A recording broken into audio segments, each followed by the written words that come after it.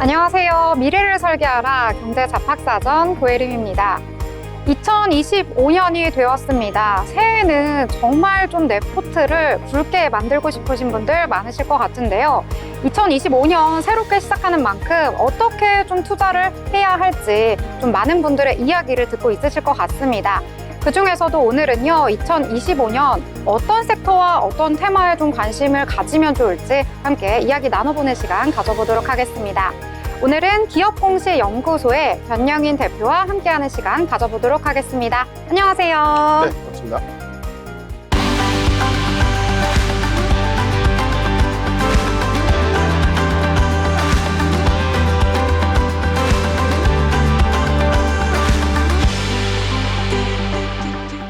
네, 2025년 대비하기 위해서 여러 가지 테마 함께 이야기 나눠보고 좀 대응 전략 생각해 보시면 좋을 것 같은데요. 자, 이 얘기부터 함께 나눠보면 좋을 것 같습니다. 자, 어떤 얘기 함께 해볼까요?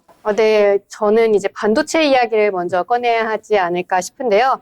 이제 한 해 마무리하면서 또 새로운 새해를 준비하는 시기잖아요. 내년도 2025년도에 반도체주들의 전망은 어떨지, 또 전략을 어떻게 짜면 좋을지 대표님의 의견을 한번 들어보고 싶습니다. 네.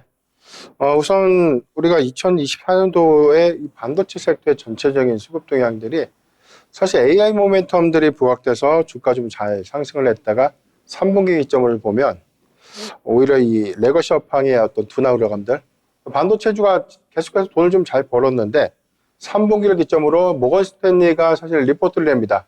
반도체 겨울이 오고 있고 해당에서는 범용 반도체가 오히려 이 IT 수요가 좀 둔화됨에 따라서 실적이 악화될 수 있다는 우려감들이 좀 반영이 되면서 삼성전자가 제가 기억하기로는 사실 이렇게까지 좀 하락을 장기간 동안 했었던 적이 좀 있었나라는 좀 생각이 좀 들 정도로 낙폭을 좀 키웠고 여기에 대해서 뭐 외인의 어떤 수급세 이탈이 지속되면서 아직은 명확한 방향성을 좀 찾지 못했는데 반면에 SK하이닉스의 경우에는 뭐 레거시 부분에 어떤 실적 둔화 우려감들 일부는 좀 있지만 미국같이 AI의 견조한 흐름들 이 부분이 오히려 좀 실적의 기대 요인은 좀 일부가 좀 작용을 했는데 전체적인 어떤 지수의 상승을 좀 이끌지 못했던 점이 좀 아쉽지 않나라고 볼 수 있겠습니다. 다만 우리가 반도체 관련주들 특히나 뭐 소부장 종목들 굉장히 좀 많이 매수를 하고 지금 뭐 보유자분들은 고점 대비해서는 굉장히 좀 한 반토막 이상 주가의 어떤 손실폭들이 좀 크기 때문에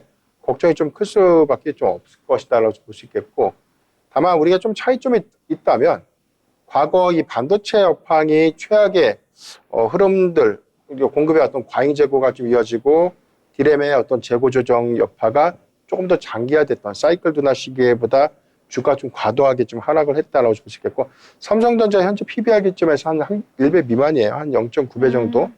SK하이닉스는 물론 이제 이전 고가 대비해서 상승을 좀 했지만 견조했던 AI 모멘텀들을 감안했을 때 한 20만 원대 리터를 했던 현재 어떤 상황들은 좀 다소 아쉬운 부분들이 좀 들지 않을까 놔주고 있습니다.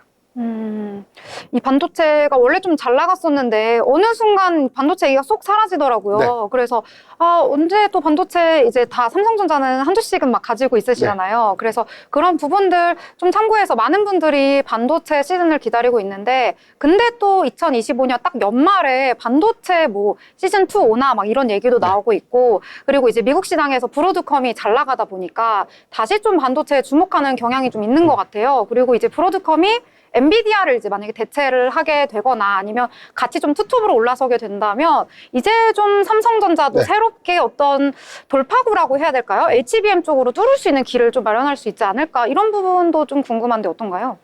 이게 참 미국 증시의 지난 한 3주, 많게는 한 달 정도에 대한 흐름을 좀 봤을 때 트럼프 당선인이 미국 증시의 어떤 이 기여됐던 효과들, 기술주가 굉장히 좀 강했죠. 그런데 우리가 모멘텀을 보면 레거시 부분은 분명 안 좋은 건 맞는데 미국 증시의 대체적인 기술주들은 고가 행진을 이어갔다는 것이죠. 이런 부분들 차이가 좀 있고 그 다음에 AI 모멘텀은 견조한 건 알겠는데 엔비디아가 최근에 좀 조정을 받게 됐던 부분들은 사실 블랙일 양산이 내년도 한 2분기에서 3분기로 지연될 수 있다. 이런 우려감들이 일부가 좀 있었고 브로드컴이 갑자기 좀 부각되게 된 부분들은 전혀 없던 부분들이 다시 뭐 다른 형태의 AI 모멘텀이 부각됐다라기보다는 우리가 이미 예고된 부분들이에요. 그러니까 AA 모멘텀은 전혀 훼손된 것이 없는데 국내 증시의 어떤 영향도 측면을 봤을 때는 정치 리스크도 있었고 그다음에 트럼프 관련된 노이즈가 전반적인 어떤 수급이 쪽으로 좀 이어졌던 영향들이 컸기 때문에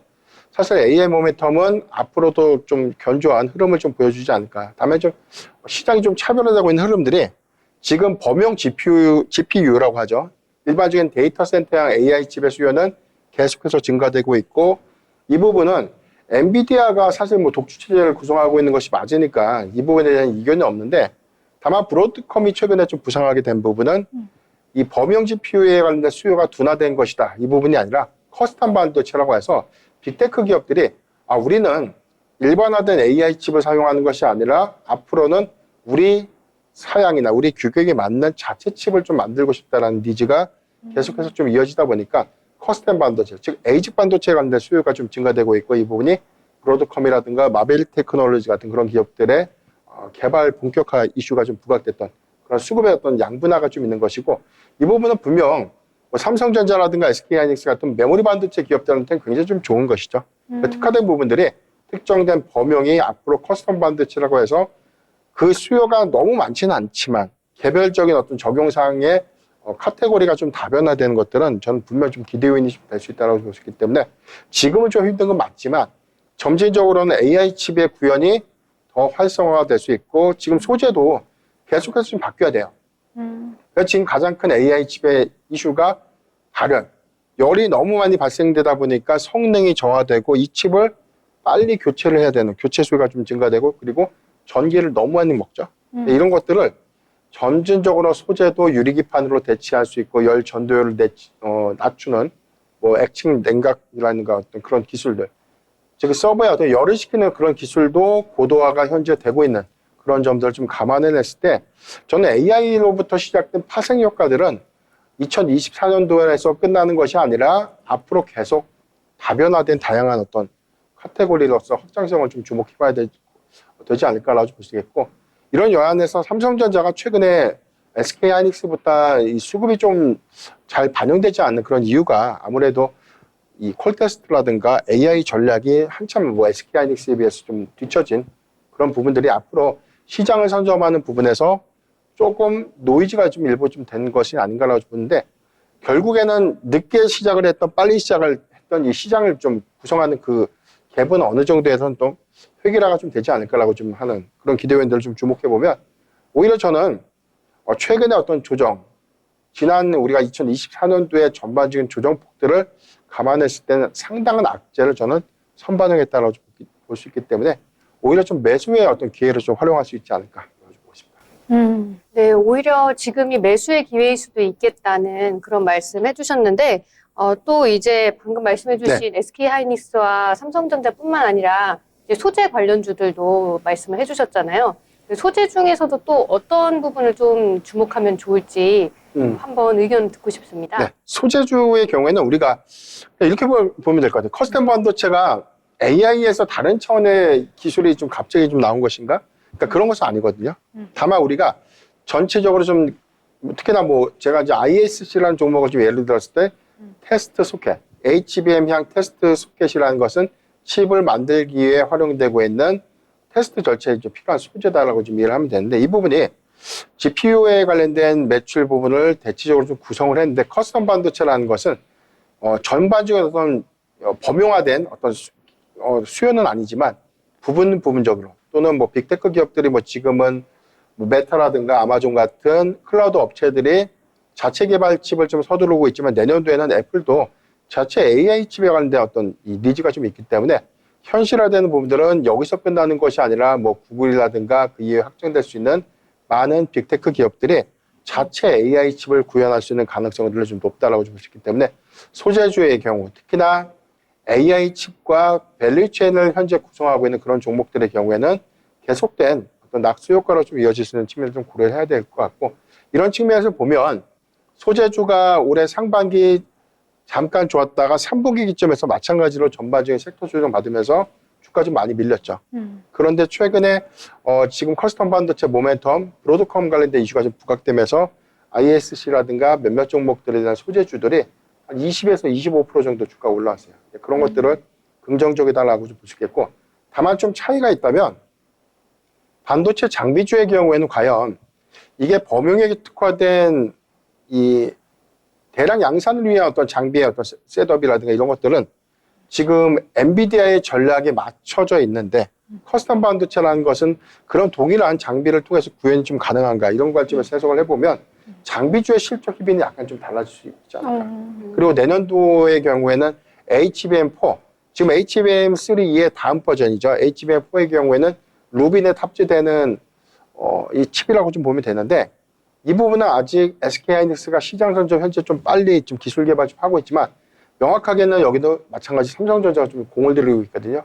다만 이제 과거와 좀 다르게 캐스포트는 지금 TSMC가 좀 가져가고 있는 거예요. 우리가 로직 다이라고 하는 공정도의 변화가 있을 수 있어요. 근데 이 부분은 장비주 대표적으로 우리가 한미 반도체라든가 뭐 HBSP, 이오테크닉스, 뭐 DIT 같은 그런 미세화 공정 장비주들의 수혜가 아니라 이런 전략에 따라서 실질적인 어떤 수혜는 약간의 양극화로 좀 이어지지 않을까라고 볼 수 있기 때문에 저는 반도체 장비주는 실적은 긍정적이나 다소 좀 보수적으로 좀 올해는 좀 봐야 되지 않을까라고 볼 수 있겠고 소재주는 우리 앵커님 말씀하셨던 것처럼 점진적으로 이 AI 칩에 관련된 모멘텀들, 밸류체인을 갖고 있는 그런 종목들이라면 전 충분한 낙수 효과는 이어질 수 있다 판단해 보겠습니다. 그러면은 이어서 저희가 또 다른 종목들도 이야기를 나눠보려고 하는데요.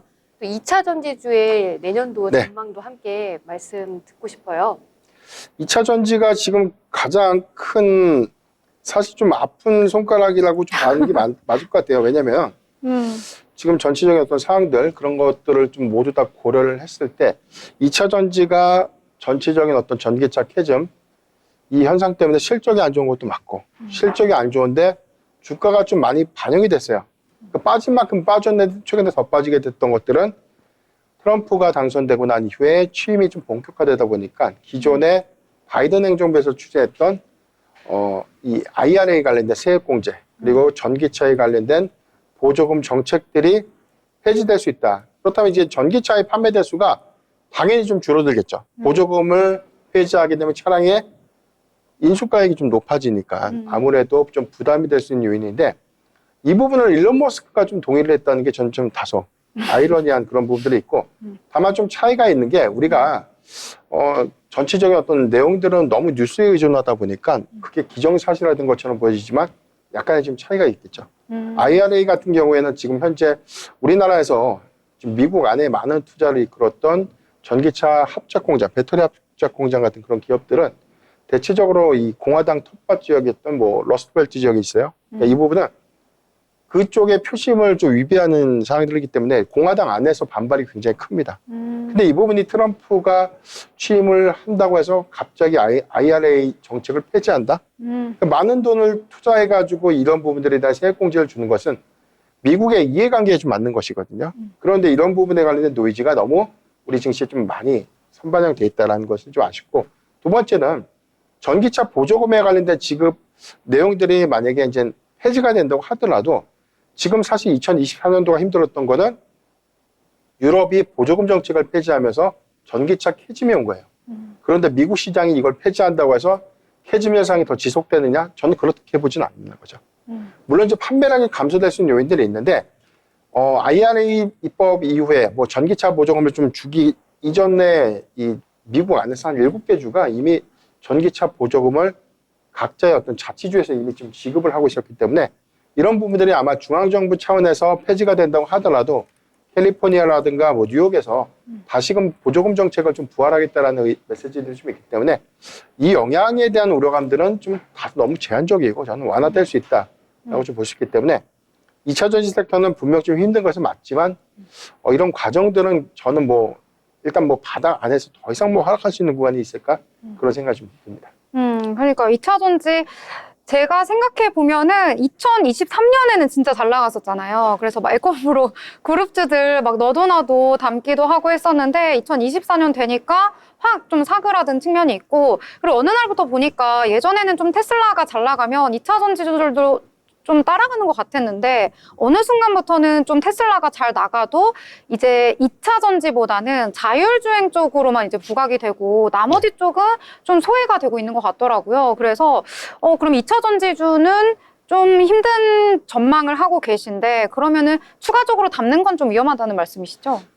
일단은 지금 가격적인 측면을 보면 저는 충분한 매수의 구간은 맞다라고 보는데 차라리 트럼프 취임 이후에 이런 정책들이 좀 바로 좀 결정이 났으면 좋겠어요. 만약에 IRA를 뭐 폐지를 한다든가 또는 전기차 보조금을 차라리 폐지한다든가 이런 정책의 자꾸 불확실성을 의구심을 좀 만들기보다는 차라리 정책이 확정되는 것이 더 중요할 것 같은데 일단 뭐 IRA 폐지는 사실상 좀 불가능하다라고 좀 볼 수 있겠고 만약에 일부 법안 수정이 좀 된다고 하더라도 저는 이런 부분의 악재는 주가에 이미 선반영을 좀 됐다라고 볼 수 있겠고 전기차 보조금에 관련된 부분들은 미국 완성차 업체들이 계속해서 좀 반대 메시지를 좀 내고 있기 때문에 이 부분이 약간의 노이즈가 일부는 좀 있을 수 있겠지만 중장기 관점에서 저는 뭐 제한적이다라고 볼 수 있기 때문에 2차 전지는 그런 뷰에서 바라보면 내년도에는 오히려 좀 실적에 관련된 개선 기대감 내지는 정책 불확실성들이 해소되면서 수급이 다시 저가수로 유입될 수 있는 기대 요인들이 좀 있다. 다만 현재보다는 취임 이후에 정책이 현실화되는 그런 시점에 접근은 좀 가능할 수 있지 않을까라고 보시겠고 두 번째는 배터리 부분의 경우에는 IRA 세액 공제액들이 유지가 되면 AMPC라고 해서 지금은 많은 손해를 좀 보고 있잖아요. 미국에 투자는 했고 전기차 배터리를 많이 만들 수 없는 왜 만들 수 없냐면 팔리지 않으니까. 그러니까 가동률이 많이 떨어져 있다 보니까 이거에 관련된 손실 보전을 세액 공제를 통해서 이익 보전을 한 건데 이게 사라지면 사실상 세사가 부담이 될 수 있겠지만 이 부분에 대한 영향도 좀 제한적이다라는 걸 좀 보면 LG 에너지 솔루션, 그 다음에 삼성 SDI 같은 종목들은 저는 저점 매수는 좀 충분한 매력적인 어떤 구간이 아닌가라고 볼 수 있고 소재사는 좀 달라질 것 같아요. 지금 리튬 가격이 바닥을 찍고 나서 더 이상 좀 회복해주는 어떤 흐름들 보여주고 있지는 않지만 여기서 더 빠지지는 않죠. 이제 이 부분은 뭐냐면 더 빠지지 않기 때문에 일단 렉깅 현상은 사라진다는 것입니다. 더 이상 빠지지 않기 때문에 비싸게 살 리튬도 없다는 거예요. 근데 과거에 이제 이게 수익이 악화된 원인이 비싸게 사는 리튬을 싸게 팔아야 되니까 당연히 해당된 재고 자산을 손실로 잡을 수밖에 없죠. 그러니까 그런 부분들이 양극 소재사들의 어떤 이익 훼손을 좀 이어졌는데 전반적인 상황들도 사실 뭐 캐진 구간을 좀 지나고 있고 4분기까지 실적은 좀 안 좋겠지만 내년도에 합작 공장들의 어떤 미국 가동이 좀 앞두고 있기 때문에 초기 가동률이 좀 올라간다면 그리고 내년도 양산목 필요량들이 좀 더 올라갈 것이기 때문에 올해보다는 내년 좀 더 기대해 볼 수 있지 않을까 판단해 보겠습니다. 그러니까 정리해 보면은 IRA 뭐 세액 공제 이런 것들이 폐지가 뭐 될 수도 있다 이러면서 좀 시장의 불확실성이 점점 커지고 있는데 오히려 트럼프 당선인이 취임한 이후에는 이 불확실성이 좀 해소가 되면서 어느 정도 이 시장의 안정도 찾아올 수 있고 그리고 만약에 중앙 정부에서 보조금 지급을 하지 않겠다라고 한다고 하더라도 이제 지방 정부에서 이제 각자의 이제 돈을 지급을 할 테니까 이런 부분이 큰 뭐 우려가 되진 않는다 뭐 이런 말씀해 주신 것 같습니다. 그리고 오히려 지금 좀 바닥에 있으니까 좀 장기적인 관점에서 물론 실적은 좋지 않게 평가는 되지만요. 그래도 좀 투자를 해볼 수 있는 여력이 있지 않을까 이런 말씀해 주신 것 같습니다. 근데 저 개인적으로 조금 추가돼서 궁금한 게 이제 수급이 어느 정도 들어와야지 이게 주가도 막 변동이 되고 오르려면 오르고 떨어지려면 떨어지는데 너무 지금 2차 전지가 좀 조용한 것 같아서 저 혼자만의 생각인가요? 일단 뭐 앞서도 말씀드렸듯이 지금 좋은 게 있다. 뭐 실적 개선을 한다고 해서 여기서 주가가 좀 올라갈 수 있는 요인이 있는가? 이게 첫 번째고 두 번째는 테슬라는 주가가 좋잖아요. 그러니까요. 그런데 테슬라가 좋으면 2차 전지가 같이 좋은 모습을 보였는데 지금 미국과 좀 다른 흐름들이 기술주가 강한데 우리나라의 어떤 이 영향은 굉장히 좀 다르게 가죠. 커플링 되지 못하고 있고 계속해서 디커플링 기조를 좀 보이고 있는데 과거의 트럼프 일기 2016년도의 주가 상황과 좀 대비했을 때 원래는 11월에서 12월 나오는 그림이 비슷하게 가야 되는 게 맞습니다. 11월에 약간 디커플링 된 기조가 있었고 12월에는 커플링 기조가 보였는데 우리가 하나의 변수가 있었죠. 정치 리스크. 네. 그러니까 이 부분 때문에 사실 외인의 수급이 유입되지 못했던 아쉬움이 좀 있는 것이고 다만 테슬라가 지금 전기차 모멘텀을 좀 논의를 하고 로봇이라든가 자율주행, 뭐 스페이스X, 뭐 AI, 뭐 게임까지 해당되는 어떤 이 카테고리가 좀 넓어지고 있는 그런 그림들이 테슬라 자체만으로에 대한 외향의 기대감들이 좀 큰 것이고 전기차만 딱 놓고 봤을 때는 아직 기대할 수 있는 요인들이 굉장히 좀 부족하다는 점 좀 아쉬운데 말씀드린 것처럼 사실 매번 안 좋을 수는 없어요. 이제 어떤 좋아질 수 있는 어떤 트리거가 좀 분명히 있는데 이거는 정책이 차라리 확정되는 것. 그러니까 IRA에 관련된 불확실성들이 결정이 되든 아니면 완화가 되든 이 여부가 좀 어찌됐든 매듭이 좀 되어야 되는 것. 두 번째는 전기차 보조금에 관련된 노이즈가 너무 크게 좀 작용을 하고 있지만 내년도 1분기간쯤에서 오히려 작년과 대비했을 때 실적의 개선 기대감들을 우리가 노려볼 수 있는 그런 구간들을 보면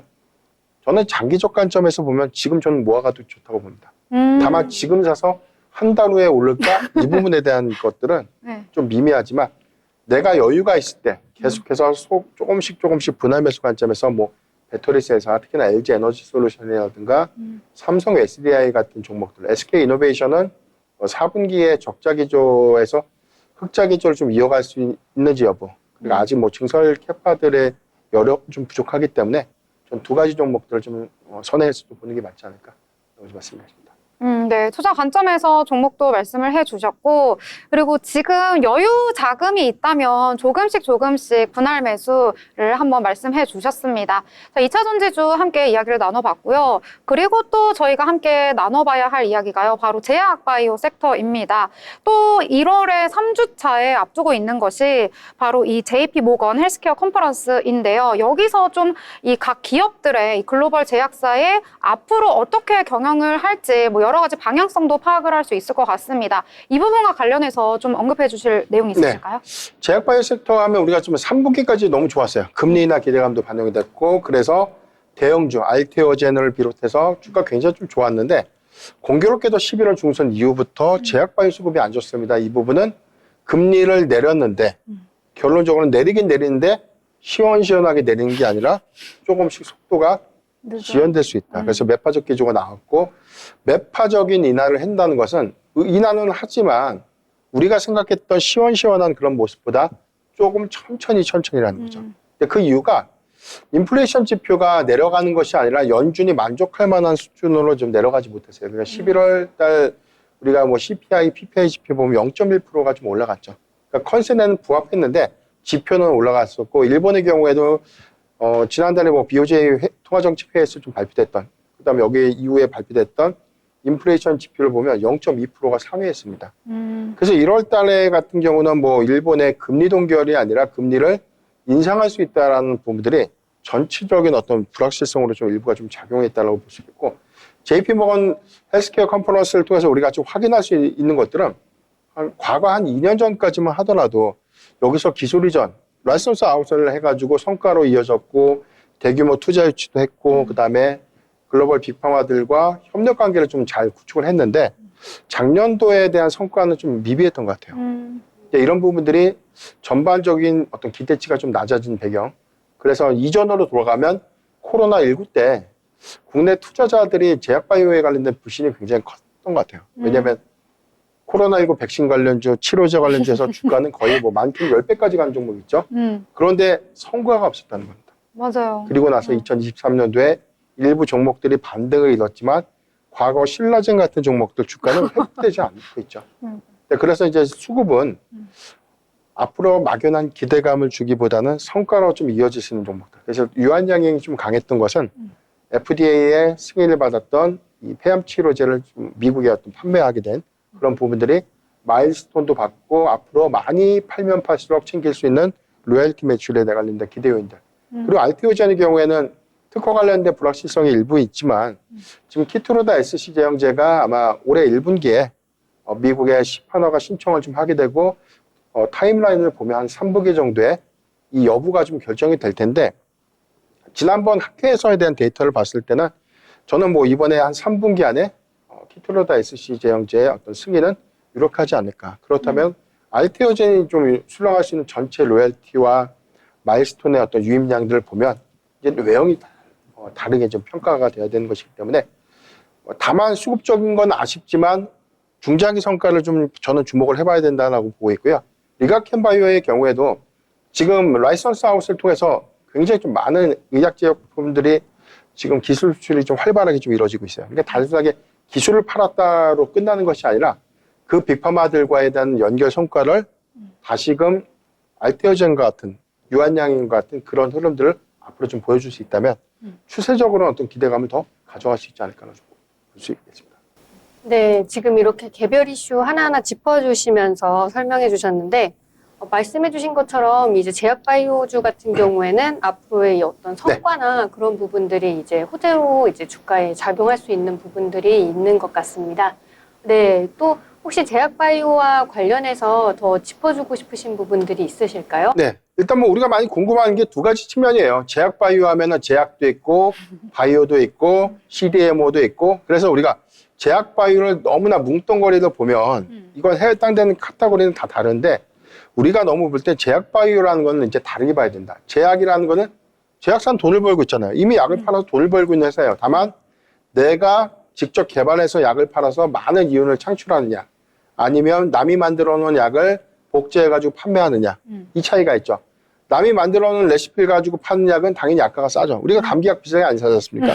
그런데 우리가 면역 항암제 특히나 입증되지 않은 굉장히 고가의 약물은 1회 투여량이 뭐 1억 정도 가는 그런 약물도 있죠.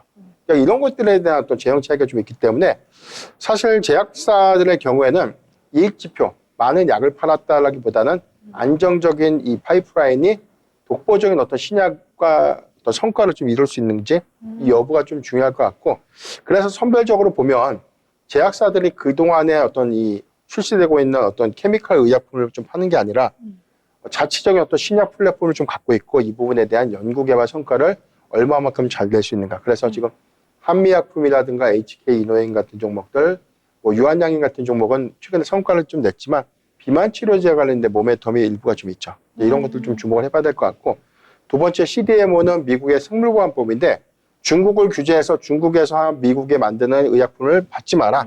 이게 이제 골자입니다. 그래서 아직 통과되진 못했지만 트럼프 행정부에서 해당되는 규제가 좀 더 현실화가 된다면 해당되는 낙수 효과 당연히 한국이 받을 수 있죠. 그래서 중국이 만들던 의약품 시밀러, 바이오 시밀러를 국내 뭐 삼성바이오로직스라든가 셀트리온 같은 그런 종목들이 해당되는 의약품을 수주하게 된다면 굉장히 좀 외형적인 어떤 성장을 좀 이룰 수 있는 계기로 좀 작용할 수 있겠고, 그 다음에 좀 마지막으로 좀 말씀드렸던 부분은 이제 각각의 어떤 파이프라인, 내가 아직 현실화되지 못했지만 임상 시험을 현재 좀 꾸준하게 하고 있는 그런 어떤 주력 파이프라인에 대한 성과를 좀 해봐야 되는데 많은 기업들이 임상 1상 하고 있어요. 그런데 임상 1상 2상 하고 있는데 이 부분을 마치 막 당장 신약이 나온 것처럼 화면에서는 안 된다는 거죠.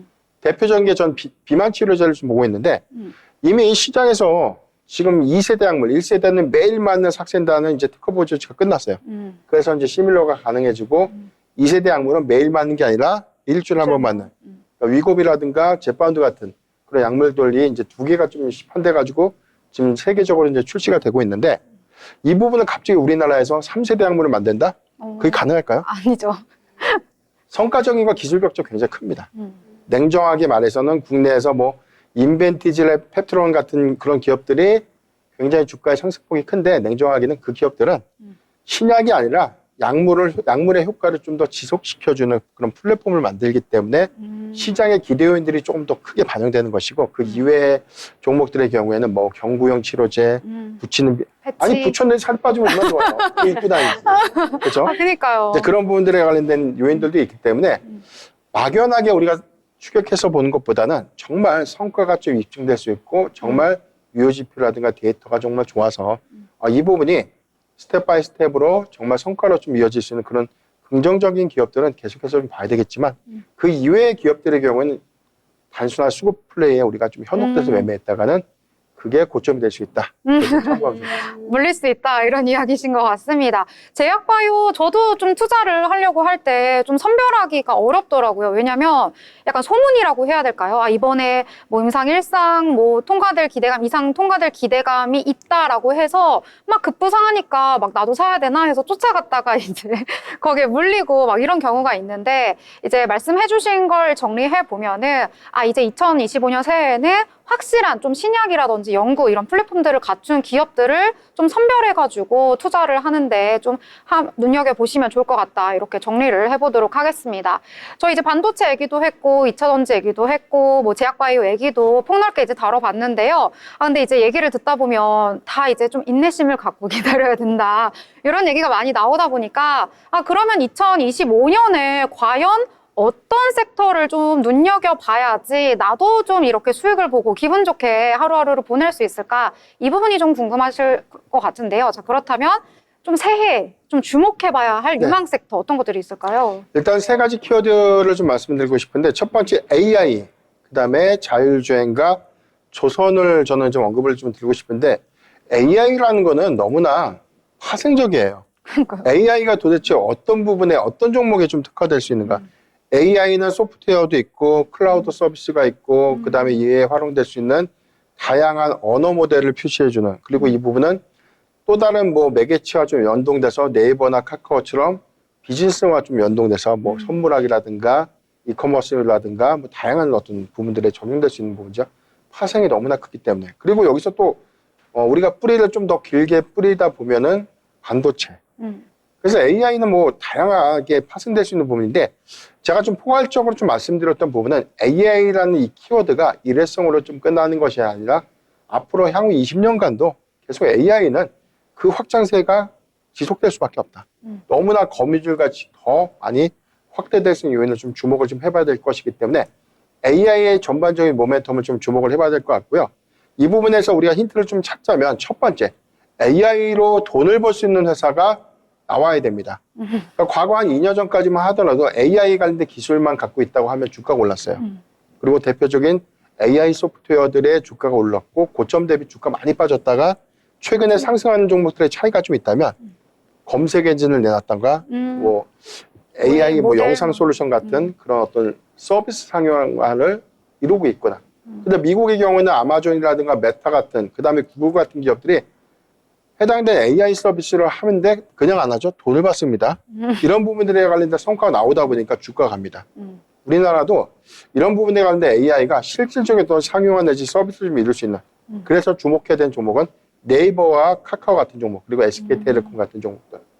앞으로 AI를 통해서 파생돼서 서비스화를 좀 낼 수 있고 이 부분이 점진적인 실적의 어떤 반영 효과를 좀 이룰 수 있는 그런 기업들을 계속해서 주목을 해봐야 될 것 같은데 대표적으로 전 네이버를 좀 말씀드리고 싶어요. 네이버의 경우에는 작년 사상 최대 실적을 좀 기록했음에도 불구하고 사실 뭐 야후 라인 일본의 어떤 야후 라인 사태가 아직 잠재적인 리스크로 좀 남아있다는 점 좀 아쉽지만 이 부분은 상장 뭐 저는 뭐 주가 좀 선반영했다라고 볼 수 있겠고 오히려 올해부터 좀 기대될 수 있는 요인들은 AI와 B2B가 좀 결합된 이커머스라든가 검색 엔진에 관련된 파생 이 부분은 오히려 광고 매출, 전통적인 광고 매출이라든가 이커머스에 관련된 어떤 연동 매출들이 더 증가될 수 있는 요인들 이 부분을 좀 주목하면 좋을 것 같고 카카오도 좀 비슷한 유형이긴 한데 사법 리스크가 좀 남아있죠.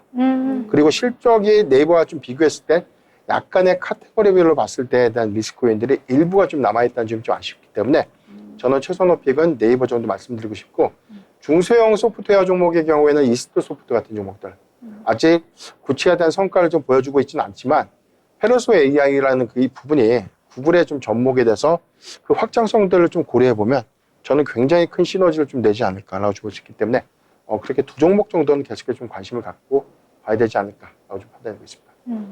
네, 그리고 또 아까 자율주행 관련주도 언급을 해주셨는데 이 부분도 저희 좀 자세히 이야기를 듣고 싶어요. 네, 자율주행은 우리가 이건 너무 많이 키워드로 들었기 때문에 정말 이게 오는 건가. 자율주행이라는 건 정말 차가 알아서 움직이는 건데 이게 일론 머스크의 이 로보택시가 이제 2025년도 이제 올해 말이죠. 말에 부분 서비스를 하겠다라고 좀 공언했기 때문에 정말 이 시대가 좀 올까? 이것도 좀 많은 의구심을 좀 갖는데 중요한 부분은 정책, 이게 규제 부분이 있죠. 당연히. 기술적인 구현은 지금 레벨 4 단계까지는 됩니다. 그러니까 센싱이라든가 라이더 레이더를 다 접목을 하면 사물 인지 능력은 좋고 제가 FSD에 관련된 주행 테스트 영상들 보면 굉장히 정교해요. 오. 정교한데 100%라가 아니는 거죠. 인사사고가 있고 충돌사고가 여러 건 있죠. 그렇죠. 100%는 없으니까요. 그러니까 이 부분 때문에 사실 이걸 어떻게 허용하느냐. 멀쩡한 사람이 가만히 서 있다가 다칠 수 있는 그런 부분들이 여러 가지 원인이 있죠. 센서의 오작동, 두 번째는 기상, 기후에 관련된 문제, 미세먼지가 갑자기 심하게 낀다던가 안개가 있다던가. 그러니까 여러 가지 어떤 제한적인 측면들은 향후에 뭐 레이더라든가 이런 기술들이 좀 더 보편화되면서 센싱이라든가 거리를 탐지하는 거 말고 음파로서에 대한 거리까지 좀 탐지할 수 있는 그런 기술까지 좀 고도화가 좀 돼야 되는데, 첫 번째는 트럼프 행정부에서 자율주행에 관련된 규제를 좀 완화하겠다. 이게 단순한 완화가 아니라 적극적인 의사표시를 한다는 거죠. 가장 중요한 게 지금 이 자율주행의 가장 큰 걸림돌은 이거 자율주행 기술로 인해서 만약에 사고가 납니다. 그러면 해당되는 부분들이 반드시 미국 교통부에 신고를 하게끔 됐어요. 그러니까 충돌 사고에 관련된 의무 조항들이 있는데 이 부분 때문에 발전이 좀 안 되죠. 네, 얼마 전 안 한다고 이제. 이건 이제 법안이 아직 확정된 건 아니지만 이 부분에 관련된 완화 기대감도 있기 때문에 이게 현실화될 수 있겠다라고 볼 수 있고, 두 번째는 과거 트럼프 일기 때부터 추진을 했다가 막혔던 법안이 하나 있어요. 완성차 업체가 연간 자율주행 차를 만들 수 있는 제한 대수가 2,500대밖에 안 됩니다. 그러니까 우리는 그것뿐이 안 되라고 좀 생각할 수 있어요. 2,500대 이상 못 만듭니다. 법으로. 그런데 이 부분을 트럼프 집권 일기 때 이미 완화를 하나 10만 대에서 20만 대까지를 늘리자. 그래서 하원에 통과됐는데 상원에서 다 막혔어요. 바이든 행정부에서 막혔습니다. 그럼 지금 계류 중인 거네요? 그렇죠. 근데 이 부분이 이번에 공화당에서 상원과 하원 모두 다 장악을 했죠. 그러니까 이 법에 관련된 어떤 정책 추진이 본격화될 수 있는 부분들은 자율주행이 이제 말로만 상용화가 아니라 정말 현실화된 서비스의 어떤 리드 타임이 좀 더 빨라질 수 있지 않을까.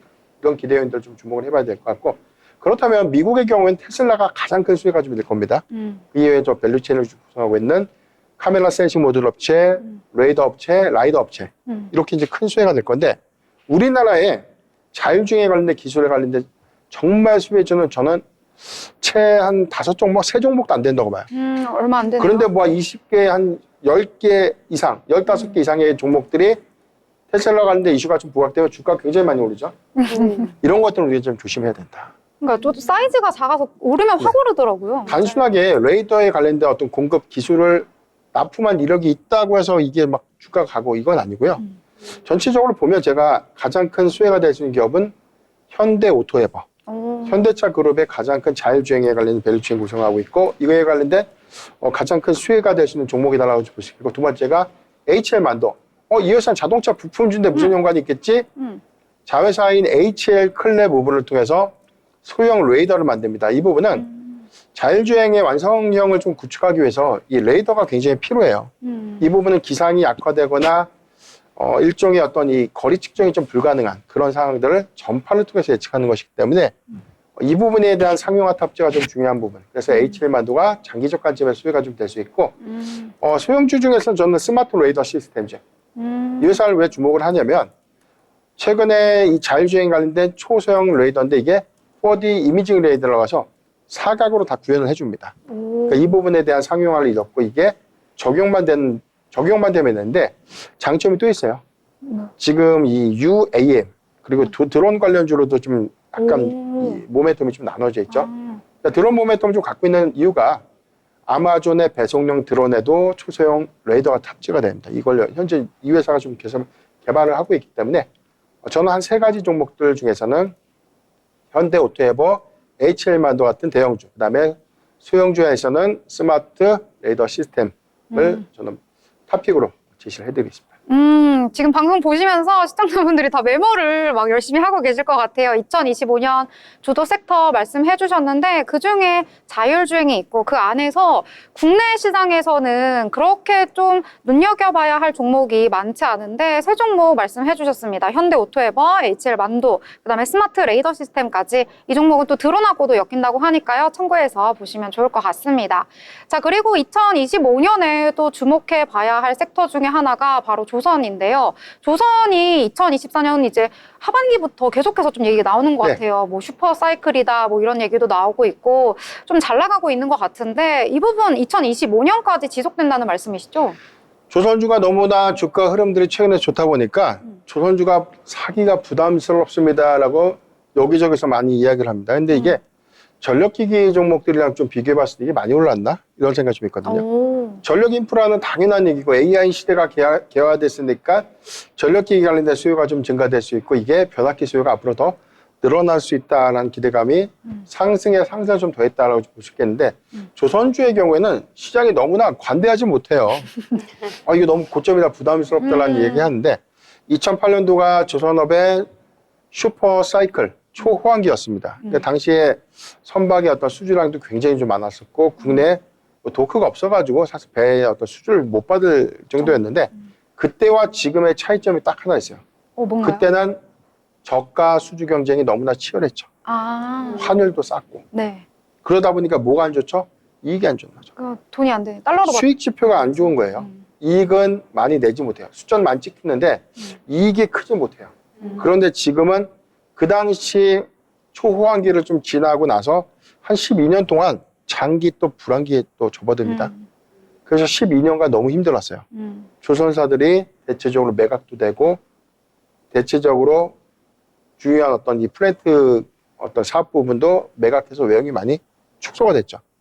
그리고 나서 다시 초호황기로 현재 좀 접어드는 게 2023년도 한 4분기를 기점으로 보면 조선업의 어떤 수주가 좀 증가되는 그런 모습을 좀 보였는데 최근까지만 보면은 뭐 초호황기의 진입 초기는 맞습니다. 다만 이제 이 부분을 조금 더 길게 가져갈 것인가 그러니까 이 여부가 좀 중요하고 그리고 두 번째는 그때와 차이점이 있다면 이번에는 선별 수주 어떤 선별? 저가가 아니라 고부가 선박을 골라서 수주를 한다는 것이죠. 그러니까 도크가 남아도 다 채우지는 않아요.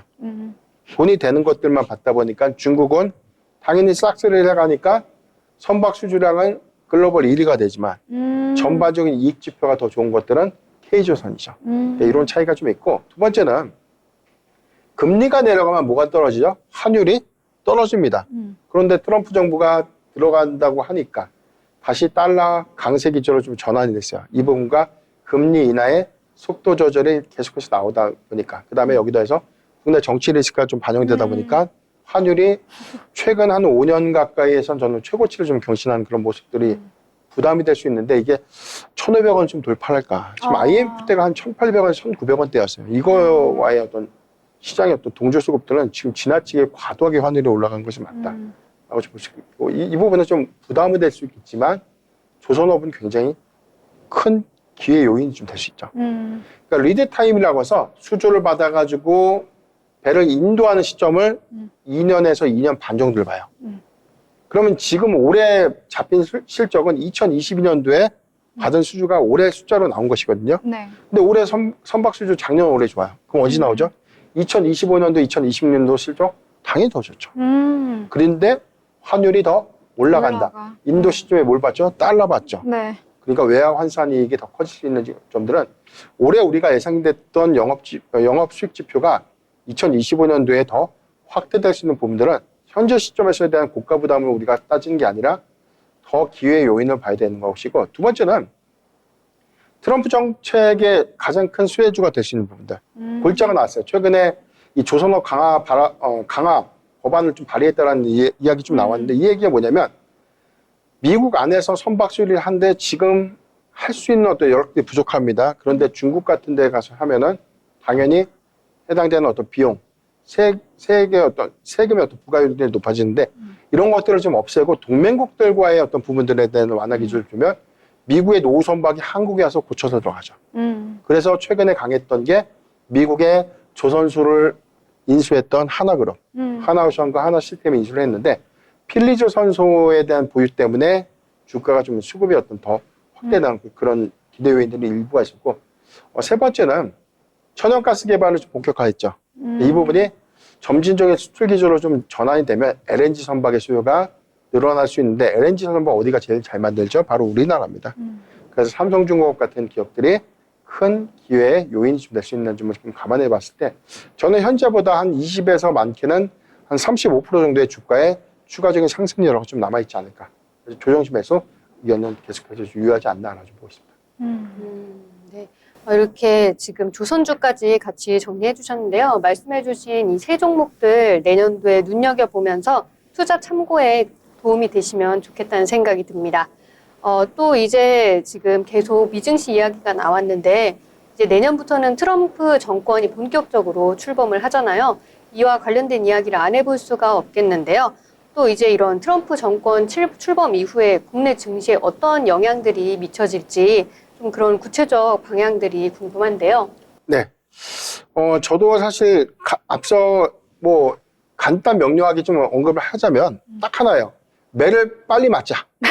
어차피 맞을 매라면 좀 빨리 맞는 게 좀 맞지 않을까. 빨리 맞자. 계속 우리가 어렸을 때 선생님한테 저는 선생님한테 맞고 자란 세대인데 선생님한테 체벌을 당하면 차라리 이 순번을 좀 기다리기보다 차라리 먼저 맞는 게 마음이 좀 더 좀 속이 후련하다고 해야 되나 좀 약간 그런 느낌이 있죠. 근데 이게 정책적 노이즈가 너무 압박이 되고 수급적으로 전환될 수 있는 기회는 너무 적다 보니까 차라리 트럼프에 관련된 정책 효과들이 확정이 좀 돼서 2차 전지가 됐던 반도체가 됐던 차라리 악재를 털어내고 오히려 좀 추세를 좀 다시 좀 잡는 것이 더 유효하지 않을까라고 보는데 국내 증시의 가장 큰 디스카운트 요인이 좀 됐던 부분들은 한 가지예요. 반도체에 관련된 노이즈 이슈, 칩스법에 관련된 보조금을 줘서는 안 된다라고 좀 트럼프가 좀 강경하게 좀 이야기한. 물론 지금 협상은 마무리했지만 아직 불씨가 남아있는 거죠. 두 번째는 IRA 그다음에 전기차 보조금에 관련된 폐지 불확실성. 두 가지가 저는 가장 크다라고 좀 보겠고 그 이후에는 미국의 관세 부과 리스크들은 과거에도 있었던 부분들이기 때문에 그렇게 저는 크게 어떤 우려의 요인은 아니다. 이미 좀 주가 좀 상당 부분 선반했기 때문에 이 두 가지 요소가 빠르게 해소되어야만 국내 주도주로서의 어떤 수급이 부상되면서 오히려 주가의 어떤 수급 동향이 좀 바뀌지 않을까 좀 판단해 보겠습니다. 네, 아무래도 국내 증시가 미증시의 영향을 많이 받기 때문에 트럼프 정권이 시작되고 난 이후에 여러 가지 정책의 방향성들과 시행 여부에 따라서 좀 투자 전략 함께 세워보시면 좋을 것 같습니다. 자, 이렇게 이야기 나누다 보니까요. 너무 이제 빨려 가듯이 듣다 보니 시간이 훌쩍 지났는데요. 자, 그렇다면 2024년 이 투자에 대한 마무리와 2025년을 대비하는 내용들 좀 정리를 해 주실까요? 예, 간단 명료하게 좀 말씀드릴게요. 2024년도와 다르게 좀 올해 구성에 대한 포트는 많이 빠진 종목을 매수를 해야 된다. 다만 앞서도 말씀드렸듯이 정책의 불확실성들이 남아있기 때문에 더 빠지진 않을 겁니다. 그렇지만 반대로 당장 올라갈 수 있는 기대 요인들이 좀 떨어지기 때문에 이 부분 좀 아쉽지만 전통적으로 실적이 보장되고 있고 배당 성향이 높고 그다음에 주주 친화적인 정책들을 적극적으로 좀 펼치고 있는 중소형주보다는 전 대형주에 좀 기회가 좀 되지 않을까라고 좀 보시겠고 시가총액 상위 종목에서는 저 뭐 삼성전자 같은 종목들 아직 반도체 관련된 업황 우려감들이 일부는 좀 남아있지만 삼성전자의 경우에는 오히려 중장기 리스크 요인들이 상당히 좀 많이 반영됐다는 점 그리고 PBR이 1배 미만에 형성된 점을 감안해 봤을 때 중장기 관점에 좀 투자 대안이 좀 되지 않을까라고 좀 말씀드리겠고 2차 전지 섹터의 경우에는 아직 명확한 수급의 방향성들을 확인할 수는 없겠지만 LG 에너지 솔루션 내지는 삼성 SDI 같은 그런 2차 전지 셀업체를 좀 유념 있게 좀 보는 것이 맞지 않을까. 다만 뭐 시총 상위 종목들 안에서 저는 뭐 현대차라든가 기아차의 경우에는 사실 좀 회의적인 어떤 부분들이 있는데 일단 이 부분은 관세에 관련된 리스크가 아직 좀 남아있기 때문에 전체 상황들을 좀 고려해 보면 앞서 말씀드린 세 가지 종목들이 대안이 좀 되지 않을까 여기 말씀드리겠습니다. 네, 이렇게 다양한 이야기 자세하게 함께 나눠봤습니다. 역시 오랜 기간 동안 해안을 가지신 분이셔가지고요. 깔끔하게 정리를 해주셨는데요. 시청자 여러분들께서도 참고하시면서 2025년 정말 성공적인 투자하시길 바라겠습니다. 지금까지 함께 해주신 시청자 여러분 감사합니다.